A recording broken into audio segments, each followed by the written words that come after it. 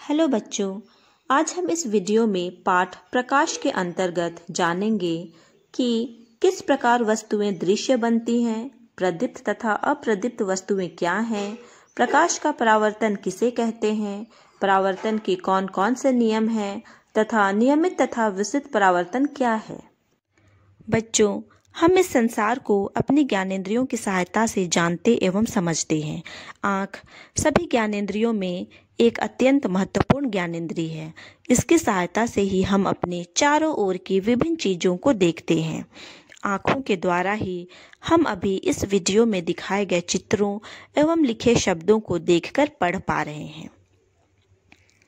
क्या आप बता सकते हैं कि हम इन वस्तुओं को किस प्रकार देख पाते हैं? बच्चों, आप सबने गौर किया होगा कि हम आँखों से चारों ओर स्थित वस्तुओं को देख सकते हैं, किंतु अंधेरे में हम वस्तुओं को नहीं देख सकते हैं। वस्तुओं को देखने के लिए सिर्फ आँखें ही नहीं, प्रकाश की भी आवश्यकता होती है। अर्थात वस्तुओं को हम तभी देख सकते हैं जब स्वयं वस्तु से या उनसे परावर्तित होकर आने वाली प्रकाश की किरणें हमारे आँखों में प्रवेश करती हैं। इसे हम सरल शब्दों में कह सकते हैं कि प्रकाश की उपस्थिति से ही हम वस्तुओं को देख सकते हैं।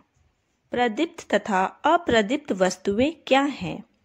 वैसे वस्तुएं जो स्वयं प्रकाश उत्सर्जित करती हैं प्रदीप्त वस्तुएं कहलाते हैं, जैसे सूर्य, तारे, प्रकाशित बल्ब, आग, जलती हुई मोमबत्ती इत्यादि। अप्रदीप्त वस्तुएं वे वस्तुएं जो स्वयं प्रकाश उत्सर्जित नहीं करती हैं, उन्हें अप्रदीप्त वस्तुएं कहते हैं, जैसे चंद्रमा, ग्रह, पुस्तक इत्यादि। हमारे चारों ओर स्थित अधिकांश वस्तुएं अप्रदीप्त वस्तुएं हैं। चंद्रमा भी उनमें से एक है। जब सूर्य का प्रकाश चंद्रमा पर पड़ता है तो वह प्रकाश परावर्तित होकर हमारी आंखों में प्रवेश करती है, तभी हम चंद्रमा को चमकता हुआ देख पाते हैं।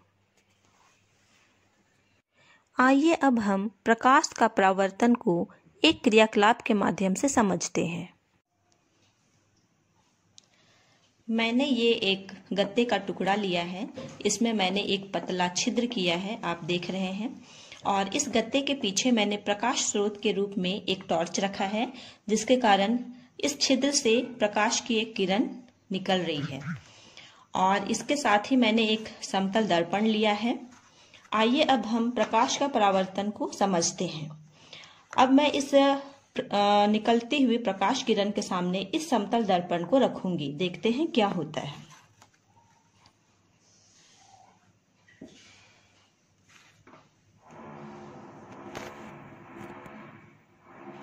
आप देख रहे हैं कि प्रकाश की किरण स्रोत से निकलकर इस समतल दर्पण से एक बिंदु पर टकराकर वापस लौट जाती है। यह प्रक्रिया जिसमें प्रकाश की किरणें किसी सतह से टकराकर वापस लौट जाती है, इस प्रक्रिया को प्रकाश का परावर्तन कहते हैं।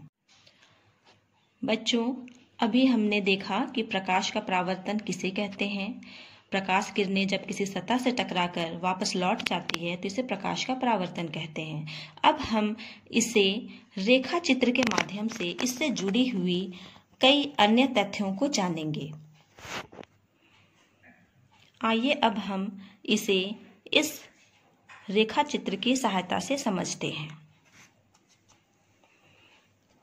प्रकाश स्रोत से निकलने वाली जो प्रकाश किरण है उसे हम आपतित किरण कहते हैं, और यह जिस बिंदु से टकराती है, जिस सतह में टकराती है, वहां एक खास बिंदु से जब वो टकराती है तो उस बिंदु को आपतन बिंदु कहते हैं। और यह उस सतह से टकराकर वापस जब मुड़ जाती है तो उस किरण को हम परावर्तित किरण कहते हैं, और यह जिस सतह से टकराती है उसे परावर्तक सतह कहते हैं। यहाँ पे हम देख रहे हैं कि आपतित किरण और परावर्तित किरण के बीच में एक काल्पनिक रेखा खींची गई है, जिसे अभिलंब कहते हैं। अभिलंब परावर्तक सतह पर दो समकोण बनाती है। आपतित किरण और अभिलंब के बीच में एक कोण का निर्माण होता है, जिसे आपतन कोण कहते हैं। अभिलंब और परावर्तित किरण के बीच में जिस कोण का निर्माण होता है उसे परावर्तन कोण कहते हैं। आपतन कोण को एंगल ऑफ इंसिडेंस भी कहते हैं और परावर्तन कोण को एंगल ऑफ रिफ्लेक्शन भी कहते हैं, जिसे क्रमशः I और R के द्वारा हम प्रदर्शित करते हैं।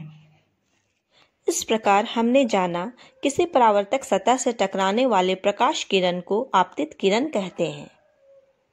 परावर्तक सतह से टकराकर वापस लौट जाने वाली किरण को परावर्तित किरण कहते हैं और जिस सतह से परावर्तन होता है उसे परावर्तक सतह कहते हैं।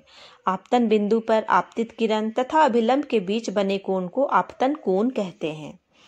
आपतन बिंदु पर परावर्तित किरण तथा अभिलंब के बीच बने कोण को परावर्तन कोण कहते हैं। आइए अब हम परावर्तन के नियमों के बारे में जानते हैं। सबसे पहला नियम है आपतित किरण, परावर्तित किरण तथा अभिलंब। ये तीनों एक बिंदु जिसे आपतन बिंदु कहते हैं, इस पर एक सतह पर या एक तल में स्थित होते हैं। ये परावर्तन का पहला नियम है। दूसरा नियम है आपतित किरण और अभिलंब के बीच में बने कोण जिसे आपतन कोण कहते हैं और अभिलंब और परावर्तित किरण के बीच बने कोण जिसे परावर्तन कोण कहते हैं, ये दोनों कोण आपस में हमेशा ही बराबर होते हैं। आइए हम इसकी जांच करते हैं। सबसे पहले हम आपतन कोण को मापते हैं। आप देख रहे हैं कि आपतन कोण का माप 50 डिग्री है। अब हम परावर्तन कोण को मापेंगे। बच्चों, आप सब देख रहे होंगे कि परावर्तन कोण का भी मान 50 डिग्री ही दिखाई दे रहा है। इसका अर्थ क्या है? आपतन कोण और परावर्तन कोण हमेशा ही बराबर होते हैं। यह प्रकाश के परावर्तन का दूसरा नियम है। इस प्रकार हमने सीखा परावर्तन का पहला नियम है आपतन बिंदु पर आपतित किरण, परावर्तित किरण तथा अभिलंब सभी एक ही तल में होते हैं। दूसरा नियम है आपतन कोण तथा परावर्तन कोण हमेशा बराबर होते हैं। अब हम जानेंगे नियमित तथा विसरित परावर्तन किसे कहते हैं। जब समानांतर प्रकाश किरणें किसी समतल परावर्तक सतह से परावर्तन के पश्चात भी समानांतर रहती हैं तो इस प्रकार के परावर्तन को नियमित परावर्तन कहते हैं। जब समानांतर प्रकाश किरणें किसी परावर्तक सतह से परावर्तन के पश्चात समानांतर नहीं रहती हैं तो इस प्रकार के परावर्तन को विसरित परावर्तन कहते हैं। इस प्रकार का परावर्तन असमतल तथा रुखड़े परावर्तक सतह से होता है। अगले वीडियो भाग 2 में हम जानेंगे समतल दर्पण से बने प्रतिबिंब की विशेषताएं। परावर्तित प्रकाश को पुनः परावर्तित किया जा सकता है। 0, 45, 60 एवं 120 डिग्री पर रखे 2 दर्पणों के द्वारा बनने वाले प्रतिबिंब की संख्या एवं बहुमूर्तिदर्शी तथा पेरिस्कोप क्या है।